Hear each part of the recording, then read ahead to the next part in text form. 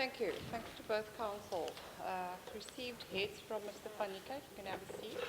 I want to address both counsel. Before you proceed, I've now heard your evidence in mitigation and aggravation. I would like you specifically in your arguments to address me on, I have no doubt that Mr. Van Spey, you will point out factors I should take into account which mitigates sufficiently to warrant a deviation, to impose a lesser sentence than the minimum sentence, and I'm sure that you will do your best at that.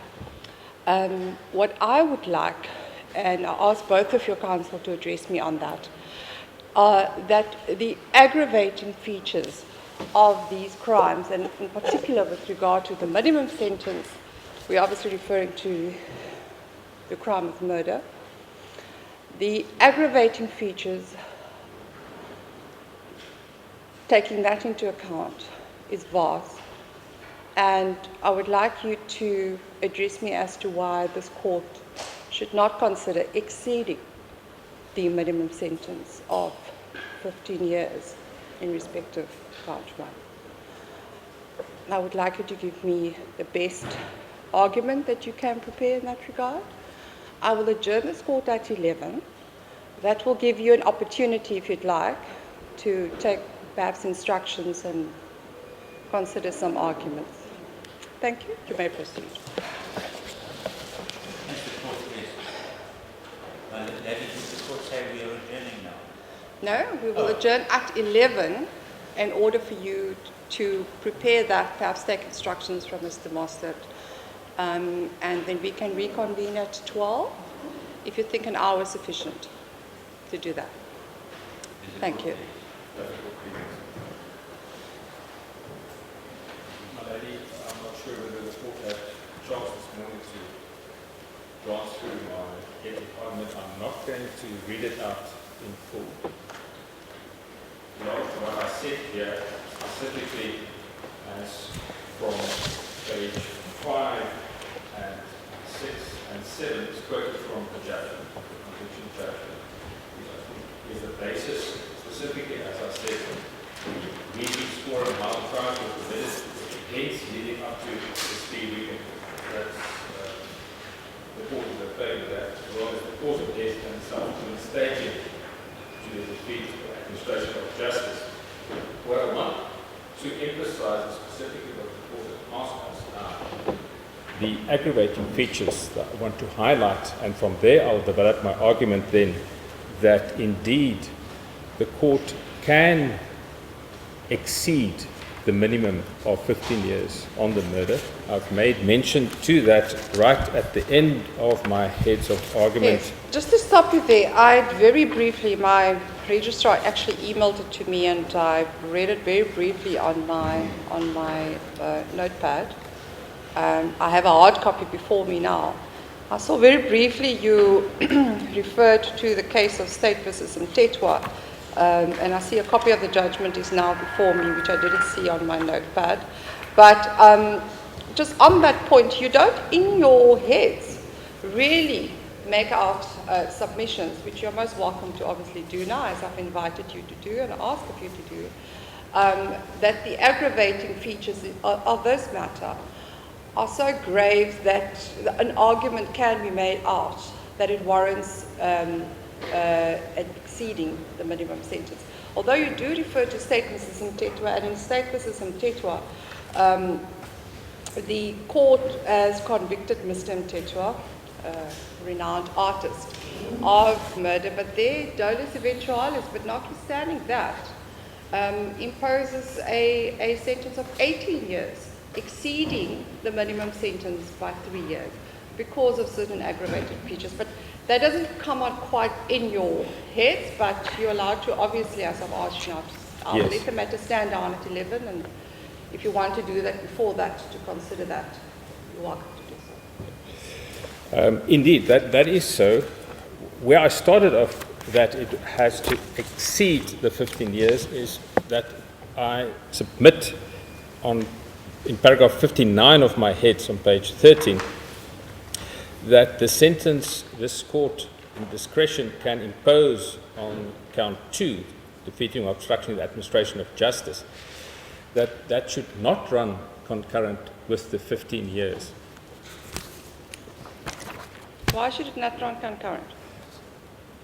My whole thinking was that looking at both counts and all the circumstances, specifically the aggravating circumstances, this warrants a sentence more than 15 years, although it did not come out maybe in my argument like that. That's where my mind will meet with that of the court, if I hear the court correctly. That's what the court wants us to address. And that's why I also refer to the Matretwa, although there, as the court correctly stated, it's dolus eventualis, and here the court has found it dolus directus.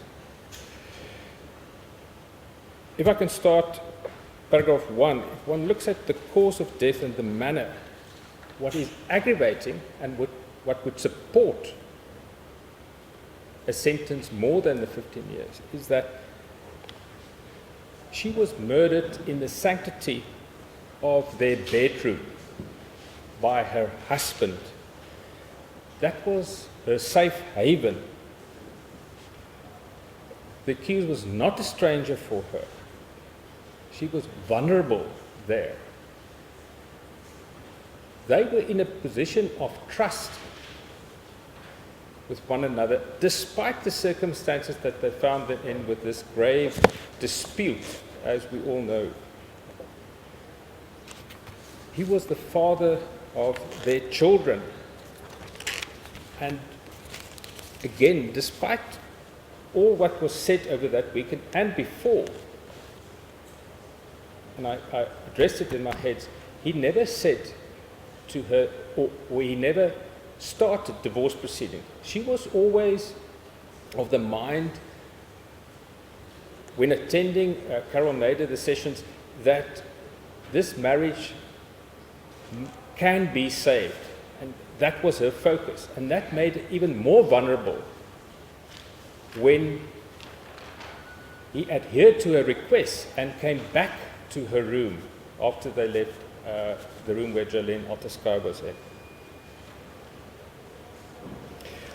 What is also more aggravating, and that points in the direction of a more severe sentence than the 15 years, is the fact that he staged her death by way of implying very specifically that she committed suicide. By that, he brought on her personality the legacy of, one can put it that way, she committed suicide, self-destruction. Yes, let me stop you there. When we look at the aggravating features, is it not so that for the purposes of considering exceeding the minimum sentence or just simply considering the murder charge, is it not so that we must separate the staging process as being a separate offence and that the murder must be looked at for that commission in itself? I agree. But you're stepping over it now. You're going to the staging, which I think you should keep separate. I think you must address me on count 1, which is the murder aspect, and that you cannot yet bring in the staging and the aggravating features of the staging, etc.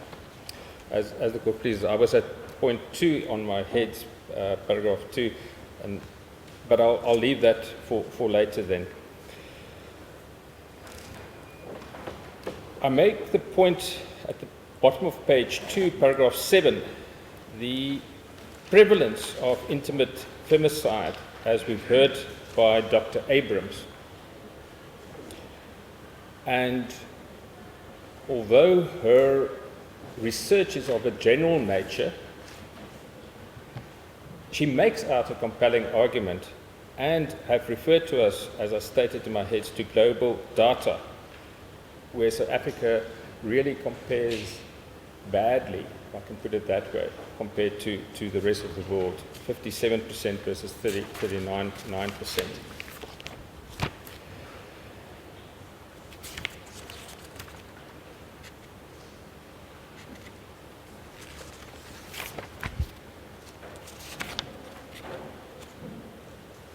The fact, I'm in page 5 of my heads, paragraph 18 and 19, I want to emphasize, my lady, that leading up to the murder, the deception, he was leading a double life. He continued the affair. How does that make the murder more aggravating? Why I want to emphasize that, my lady, is that, again, it ties into the fact that she was taken by surprise in this intimate area of the bedroom by him becoming so volatile. Is the word you're looking for that, I'm trying to understand your argument, that he misled her to believe that she's in a safe position when in fact she was vulnerable? Indeed. Because of his deception, as I stated earlier, she always thought, we can save this marriage. There was no violence in the months leading up to it, to that weekend, committed by him. They were violent, if I can put it that way in inverted commas, in the way that they argued. And we also saw that in the SMS's WhatsApps between them. Is it not just so that it's not just a matter of that she believed that this marriage could be saved? She was under the impression that they both wanted the marriage to be saved. And that added to her comfort in her husband and a feeling of feeling safe where she was. Is that your argument? That's part of my argument. He was wearing his wedding ring. Although she had some doubts, in the end he allowed her to come that weekend to the conference. And he remained, despite the WhatsApps between them, he remained faithful to her. He was with her that Friday night. He was with her that Saturday night. He refrained from first going to any of the rooms. They made themselves ready to go to bed when this argument started, and then he left.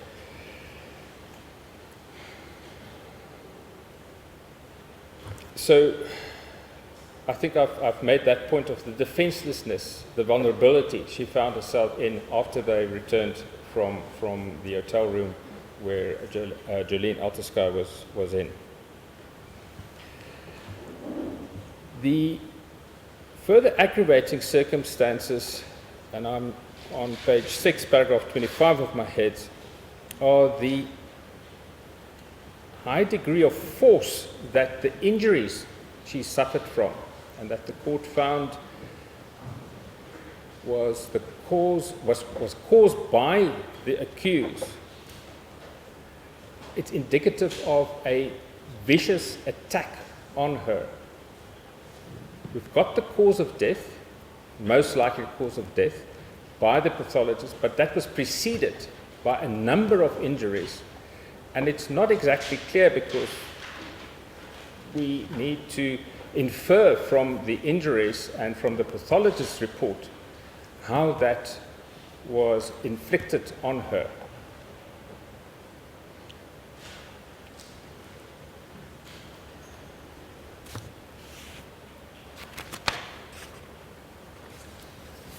In that sense, I would submit that the accused acted, as I stated in paragraph 29 on page 7 of my head, callous and uncaring towards her, very cruel, totally disregarding her as a person, as a wife, as the mother of their daughters. He was ruthless and basically cold-blooded, brutally murdering her.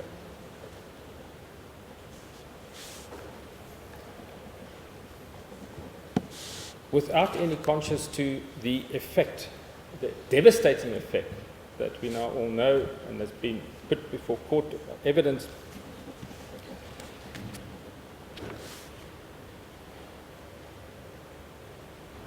Those are my submissions at the moment on the act.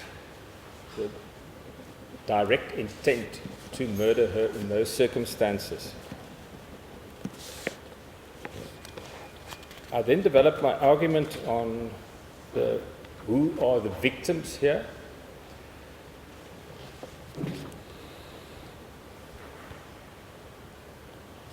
And I think I'm not going to belabor the point, what I've set out on pages 7 and 8, as I've alluded to earlier on.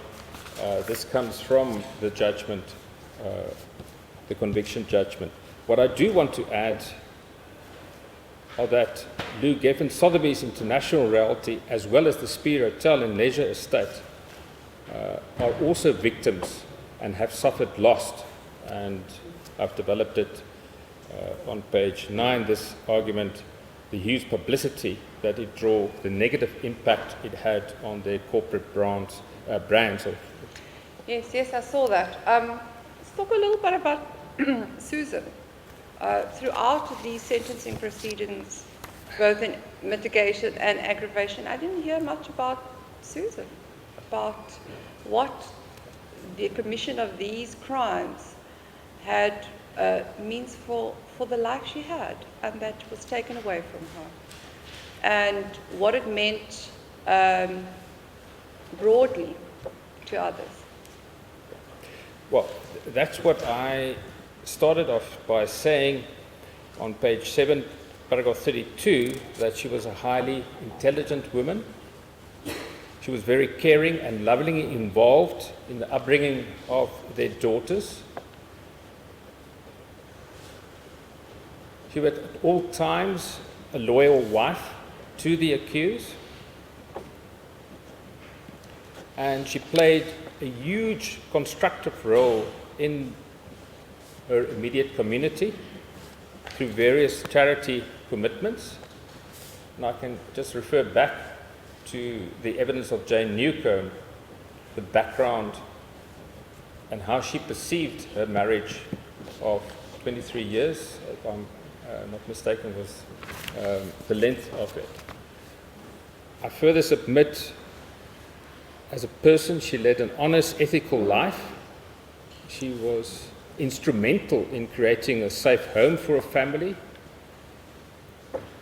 Whilst the children were still young, she embarked on a career outside home, and all in education, studying part-time. And then she gave that up to focus on her adolescent 3 girls and her husband. I would submit she was the heart of this family.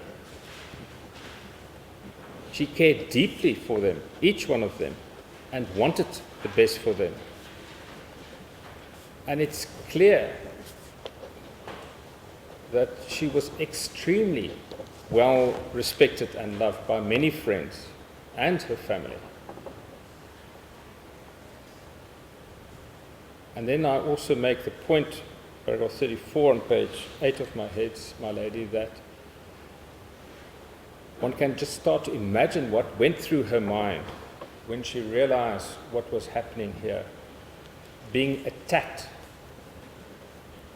whether it was by fist, whether it was a knee in her ribs, viciously by her own husband.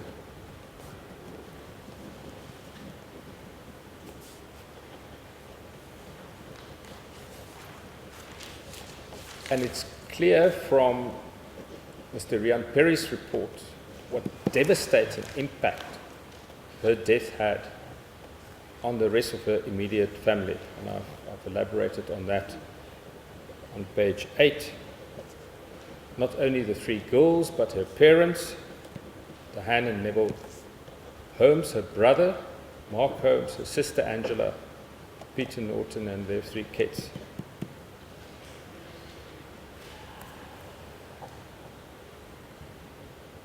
The girls have lost their home. The financial implications have been set out by Mr. David Anderson. The only home they have, as I understand the evidence, is that of the Plettenberg Bay holiday home, which is pretty heavily mortgaged now cover expenses of their father during this trial. They lost their life as they knew it. Although they have a good relationship with their father, and that we'll get to that as being a mitigating factor. But I would agree with you that they'd lost their home. They had the fortitude with their father and their extended family to rebuild another life for themselves. But we'll get to that as a mitigating factor. You can proceed. Thank you. Well, as an aggravating factor, staying with the Goulds, is that right through this trial, they have not really been able to process and properly mourn the death of their mother. From what I understand, the evidence, to the limit that we have it through Mr. Rian Perry's reports, is that Catherine had assistance from a psychologist, Henk Archon, but the other two kids don't have that assistance or had that assistance up to now. Okay. On what basis should I consider that as an aggravating factor? Because Mr. Rohde he has the right to plead not guilty and have the benefit of a trial. The court is correct in that. Let me stop you there. Had Mr. Rohde pleaded guilty, or, and I will take this up with Mr. Van der Spey, if he had shown remorse, taken the court into his confidence as to what happened that night, that would have counted as a mitigating factor. But the converse cannot be an aggravating factor. The consequences of the trial is unfortunate, but I don't think we must count that as an aggravating factor, because those are the consequences of the right to a trial. I agree. I'm not going to argue against that, my lady. Maybe what I do have to say here is that the way that the accused conducted himself before that weekend in Sotheby's says something of his character. He, and I've already alluded to the fact how he deceived them, but he had ample time to change his ways, to reconsider what he's going to do with his marriage. And he chose to live this double life.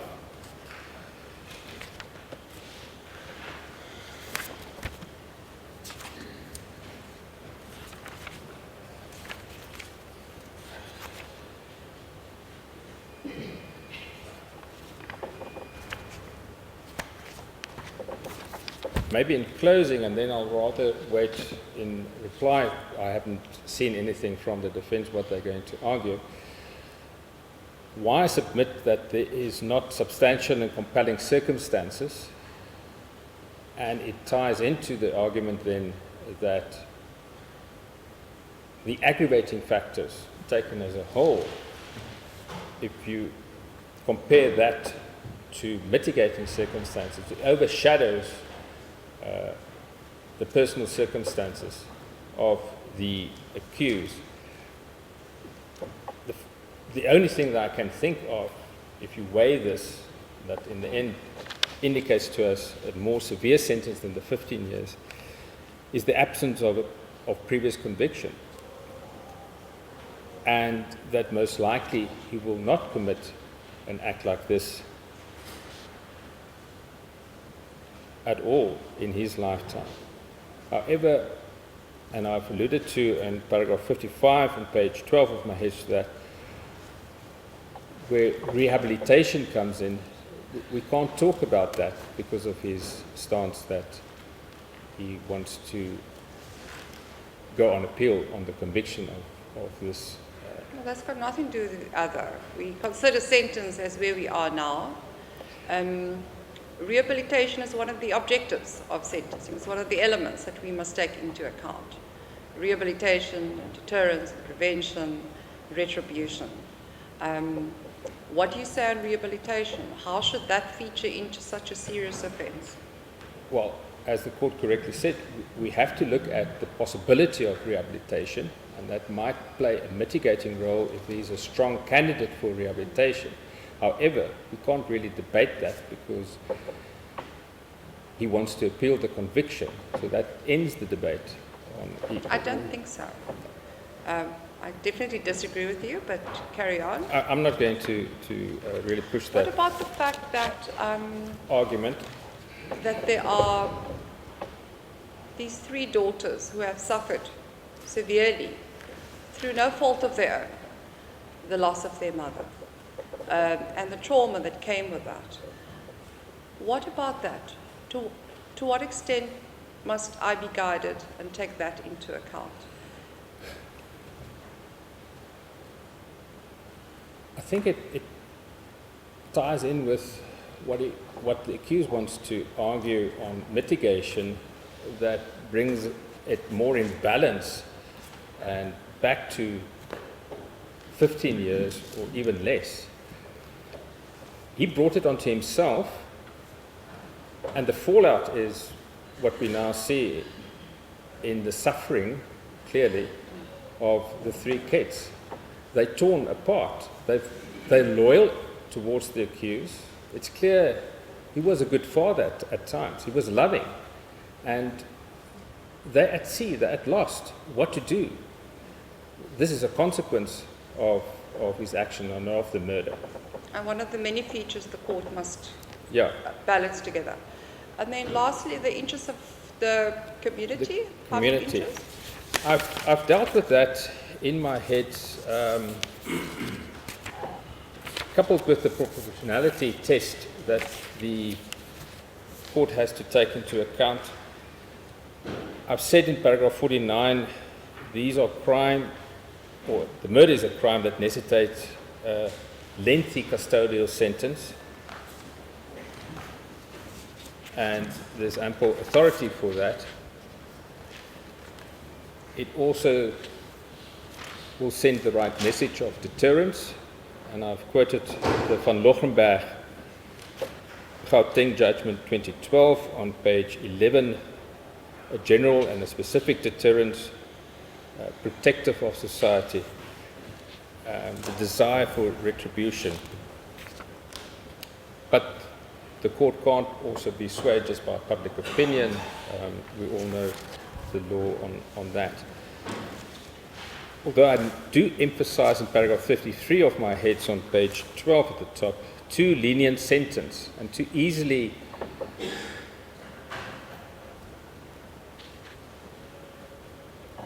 be convinced that more than 15 years is not appropriate can undermine the respect of the public for the legal system. So the court has got a very important role to play to regulate order and stability in the community. My lady, those are my submissions. You touch on something that I want to explore. Getting back to the sentence to be considered for count 2, which is essentially defeating or obstructing the ends of justice and staging the body of Mrs. Rohde and the scene to create the concept and story that she had committed suicide. That had a great amount of aggravating features. We had seen the photographs of it. It was highly demonstrative of a staging in the extreme. You mentioned that that sentence should not run concurrent with the sentence imposed for murder, and then I think you lost your train of thought there. Perhaps I interrupted you unduly. But tell me why. Why is your argument that it ought not to run concurrently? And why that sentence must be imposed separately, as a separate sentence, and that the accused must feel that sentence? Why? My lady, I think I started off when I thought of a proper sentence in total. Where are we going to end up? 18 years, 20 years, life imprisonment? And that was my train of thought, that should the court decide 15 years is the appropriate sentence, the court has already indicated the court is also considering, as it needs to, in its discretion, more than 15 years. But should the court decide 15 years, there are there are mitigating factors, but not compelling substantial to go less than 15. I don't think a 3 or 4 year sentence for the severe, as the court correctly, I would submit, I agree, stated the defeating ends of justice count, with everything that is known to the court, and we unpacked that very succinctly in during the trial, that it warrants to run concurrent with a 15-year sentence. All in all, I think a sentence between 18 and 20 years, if I may give an indication what the prosecution thinks, are more appropriate in these circumstances.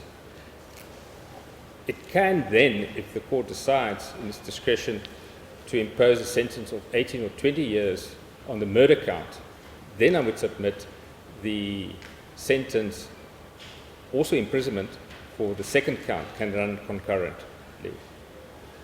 Okay. And if I don't exceed, but I do not deviate from the minimum sentence, then what's your submission? Do I understand the court correctly? If I do not exceed, in other words, I impose the minimum sentence, and I do 15 not years. deviate. Yes.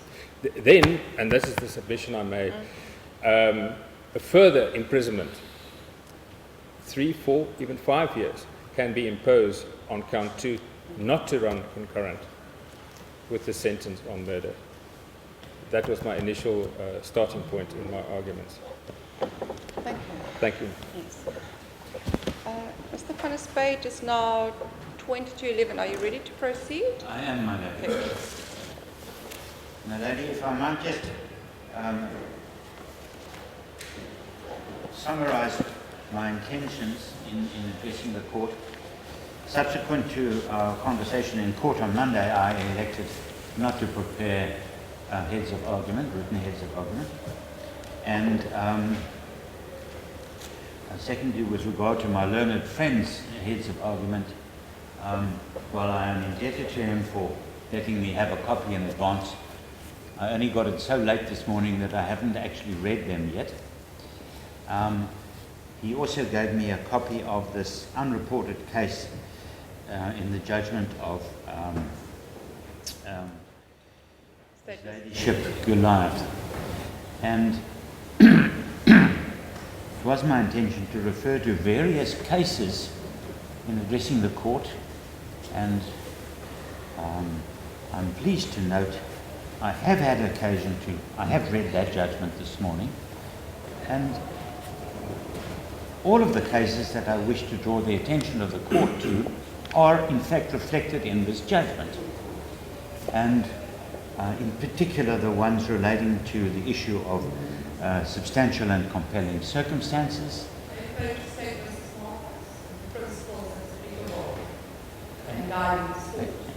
I'm sure the cases are well known to her ladyship, and far better known than to me. And so I don't intend to present a huge amount of case law to the court today. It is known to the court. I do, however, intend to address the court at some length, and I anticipate that my address will take approximately an hour and a half. My lady, I think it is trite to say that even in the simplest and seemingly most straightforward of cases, that the issue in determining a suitable and appropriate sentence can often prove to be a very difficult and fraught task. In my position as defense counsel, from my point of view, I find it difficult, and I'm sure that the court also has this problem, particularly insofar as the ultimate decision lies with this court. In a case such as the present one, there are even more specific and particular difficulties that arise as opposed to the common or simple run-of-the-mill cases. As I stand here addressing the court, my client, despite his pleas of not guilty, has been convicted of the crimes of murder, and firstly, and secondly, defeating or obstructing the administration of justice. And it is on the basis of accepting these convictions as a given fact that the question of sentence needs to be addressed and approached by me. In short, this is not the occasion for considering or reconsidering the merits of the case. By the same token, however, in the context of these convictions constituting a given, it is not possible to ignore the simple fact that my client does and has not at all times declared his innocence and still maintains that. And this is not without implications for the issue of sentence. And the implications of this almost speak for themselves in the sense that against that background,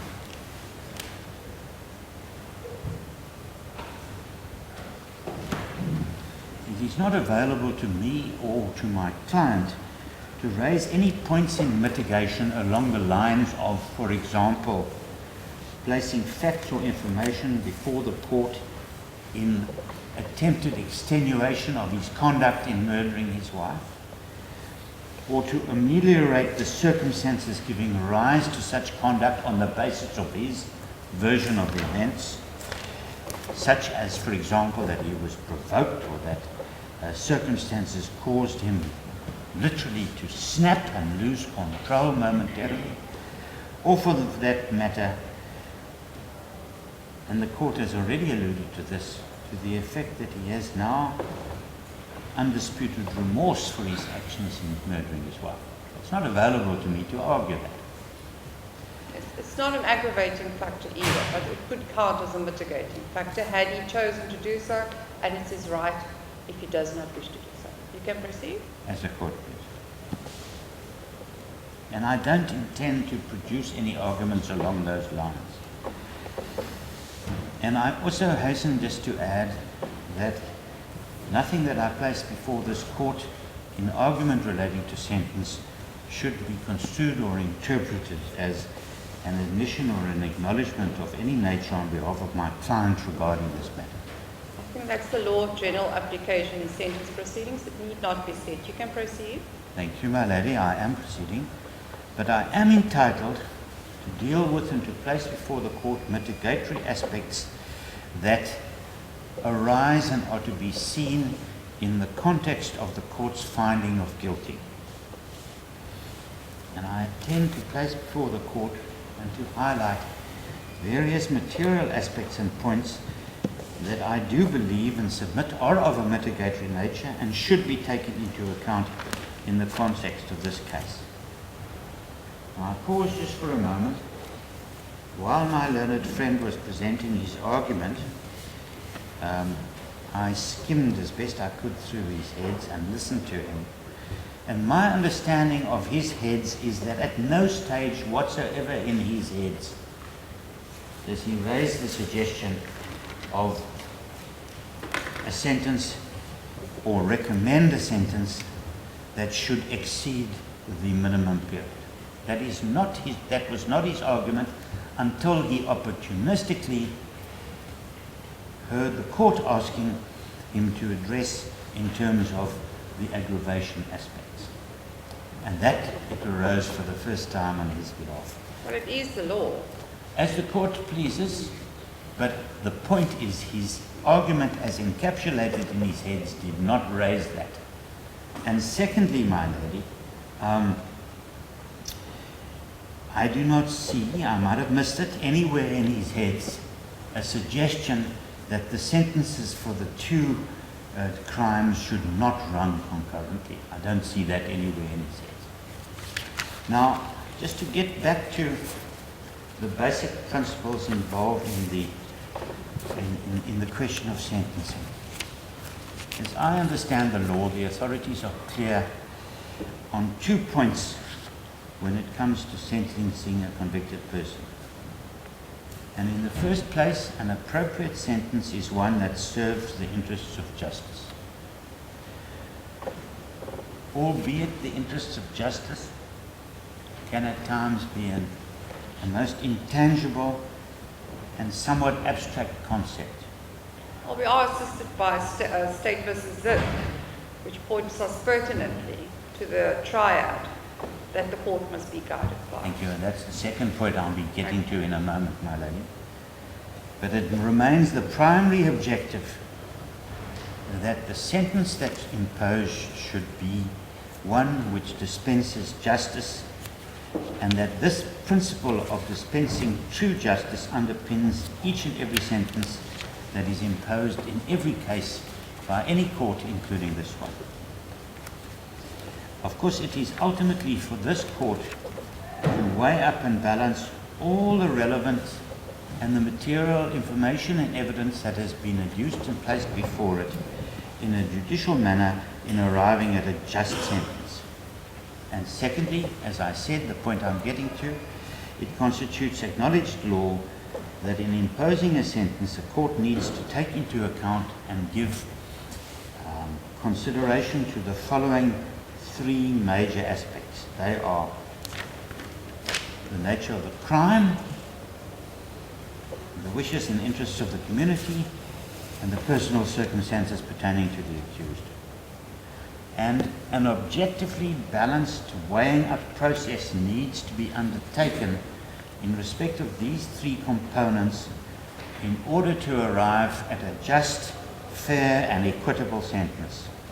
None of these individual components should be overemphasized, and none should be underemphasized. Now, turning To add to that, and to just assist you with your argument, it is also to give appropriate weight in the facts and circumstances of each case, and in particular this case. As the court pleases. Now turning to the crimes in respect of which my client has been convicted, and in particular what I would regard as the main crime, namely that of murder, it would be extremely naive and irresponsible for me to attempt to argue that this is not a most serious and severe crime. Of course it is. And unlawfully and intentionally to deprive another human being, living human being, of his or her life must necessarily rank high up in the order of seriousness, and I believe that that is common. Having said that, however, it is an undisputed fact that our law also acknowledges that even when it comes to the crime of murder, there are different and various levels and categories of severity and seriousness. And it is my contention that, for several reasons, which I shall expand upon, that the nature of the specific crime of murder in respect of which my client has been convicted is such that it, whilst being serious and whilst being murder, must fall within a lower level or category of seriousness in respect of such crimes. Now, I say this for the following reasons. First and foremost, there can be no question in casu of any premeditation or pre-planning vis-a-vis the commission of this offence. Yeah, he wasn't charged with premeditated murder nor convicted. As the court pleases, and I want to emphasize that fact and dwell upon it just for a moment, because I need to do so to compare the seriousness of this crime with the position in the case of premeditation or pre-planning.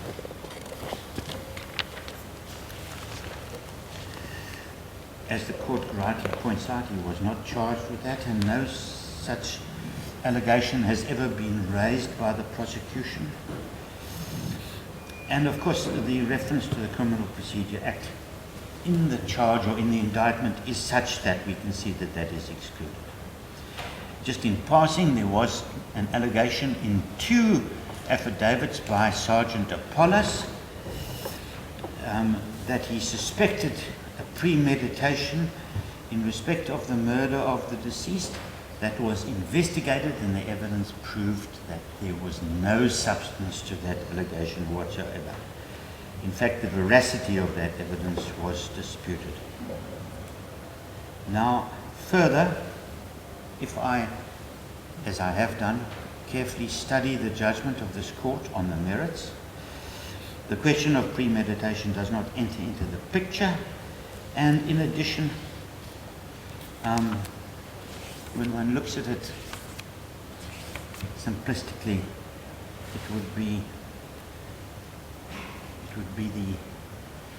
the act of a madman for a chief executive officer of an organization such as Sotheby's, holding a congress where a few hundred delegates are present, to choose that as the opportunity to pre-plan the murder of his wife. Well, we're not talking about premeditated murder. I know, my lady, and I'm mentioning this just as a short part of my argument with a view to emphasizing certain points. And of course, in that regard, the evidence clearly points to the fact that he did not even want his wife to attend the Congress. Now, my next point, moving away from the issue of premeditation, is the crime in question was clearly not committed for the purpose of achieving any financial or similar material gain or benefit. That has not entered into the question, and there is not even a vestige of evidence or even a hint or suggestion to support any such approach. And in fact, looking at the particular insurance policy that was in place over the life of the deceased, encapsulating as it did a suicide exclusion clause, it was also madness to stage a suicide within the 2-year period. The next, there is no possible room for any suggestion that the accused murdered his wife in terms of any desire or mendacious objective motivated by revenge, spite, or similar aim and objective. Once again, that does not enter into the picture.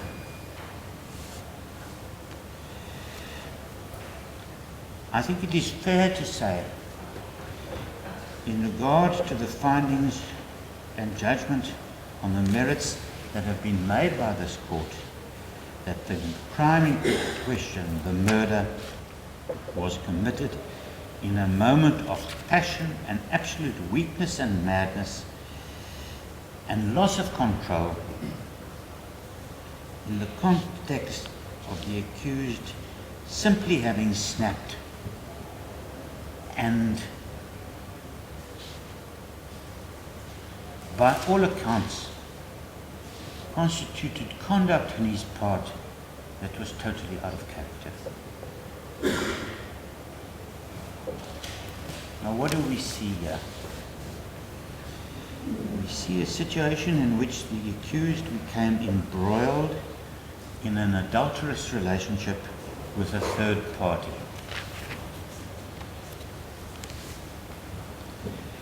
In February 2016, upon finding a Valentine's Day card tucked into a suitcase and amongst the clothing of her husband, this was discovered by the accused, by the deceased partner. And that set in motion a train of events that led to the sad tragedy on the 24th of July 2016. Initially, the accused attempted to terminate the relationship. He was unable to do that. He had become too drawn into and entangled by the relationship. He could not stick to the straight and narrow. This led to his leading a double life, in terms of which it seems to have involved, on the one hand, his wanting not to end his marriage or his family relationship, in particular that with his children. Whilst on the other hand, he wanted to carry on enjoying the benefits of his infidelity. Whilst there is a dispute and a denial on his part that he murdered his wife, he never denied the immorality of his conduct in having this adulterous relationship. I think it's fair to say, or I assume that it is fair to say, that by the nature of things, being involved in such an adulterous relationship of necessity involves ongoing infidelity and deceit. There's no doubt about that. This is probably true in the case of all such relationships. But whilst becoming involved in or being in such a relationship cannot ever for one moment be condoned or regarded as acceptable, and in fact is on a moralistic level to be deplored, by the same token, such a relationship does not per se constitute criminal conduct or a crime. And that is also a fact of our life. Adultery ceased to be a crime many, many years ago. And whilst it might be regarded as socially unacceptable, the fact of the matter is that such relationships and such infidelity are nowadays apparently quite a common occurrence in our modern society. He's not charged with adultery. Pardon me, Madam? He hasn't been charged or convicted of adultery. As the court pleases. But it was an issue that was emphasized repeatedly as aggravating by my learned friend. And it is in the context of the intricacies and emotional turmoil and involvements of such a relationship that the present crime occurred. If we can briefly look at the facts. The marriage relationship between the deceased and the accused came under strain arising from the adulterous relationship, or at the very least one can say that the finding out of the adulterous relationship placed the marriage under additional strain to any strain which there might have been. There is always room for arguing that such an adulterous relationship would never arise in the case of a happy and good marriage in the first place. But in any event, this was exacerbated by weakness on the part of the accused in failing to terminate the relationship with the third party, and the situation was aggravated undoubtedly by the excessive and stalking conduct on the part of the accused, which was indeed quite excessive. However, having said that, one has great sympathy for her, because her phoning her husband 3,000 times in a period, her flying down to Cape Town and visiting all the sites of his infidelities, her checking his telephone every 5 minutes, and so on and so forth. Whilst it might have driven the husband mad, it reflects, of course, her desire to cling to the marriage and for it not to break up. And one has understanding for that. The problem with a situation like this is, whichever way one looks at it, it is just one terrible tragedy. Now that all culminated in the deceased, against the advice of her therapist, against the wishes of her husband and contrary to company policy, insisting that she should accompany her husband to this conference at Speed.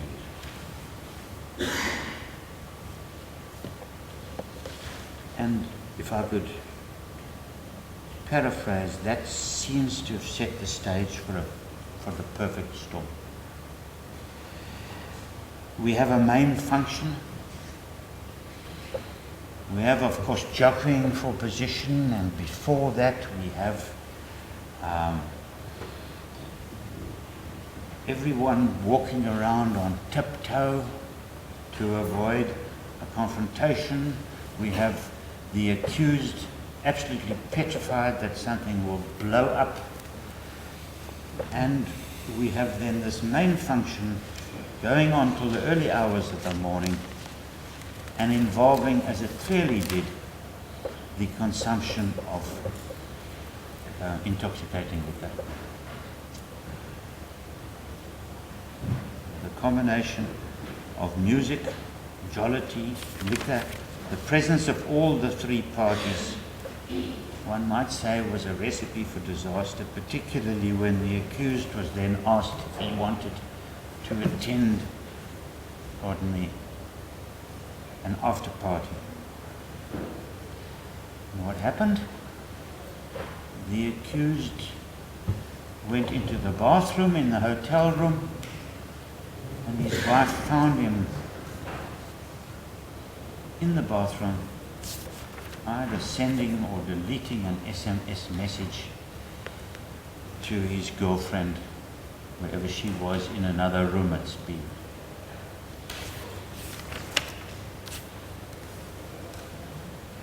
This culminated in a confrontation between them. This obviously enraged her. It obviously also highlighted the fact that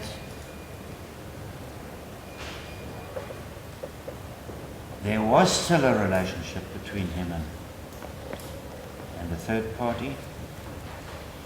And then there was a jousting and a physical confrontation with him trying to leave the hotel room to go to the after party, so to speak. He was actually wanting to go to visit his girlfriend, and his wife trying to prevent him. We then find ourselves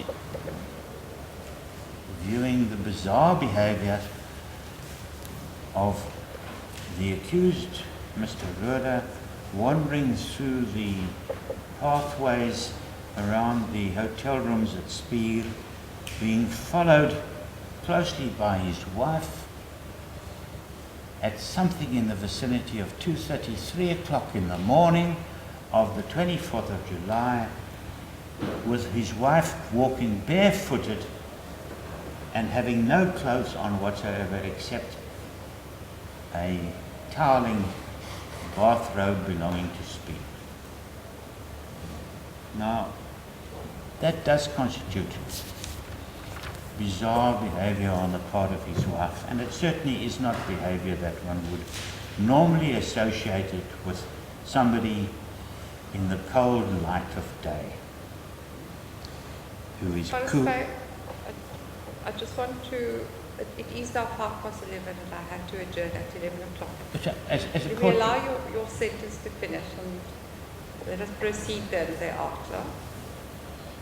no one in their sound and sober and normal senses in the position of the deceased would normally wander around after her husband in the grounds of a hotel wearing no shoes and only a hotel bathrobe. There were further important features at that stage, and if I may mention those when we continue. Thank you. Mr. Van Spray, are you going to also take the opportunity to consider what I've addressed the court? Yes, I shall discuss it with my instructing attorney and my client. Thank you. Thanks. We'll proceed at 12. As the court please.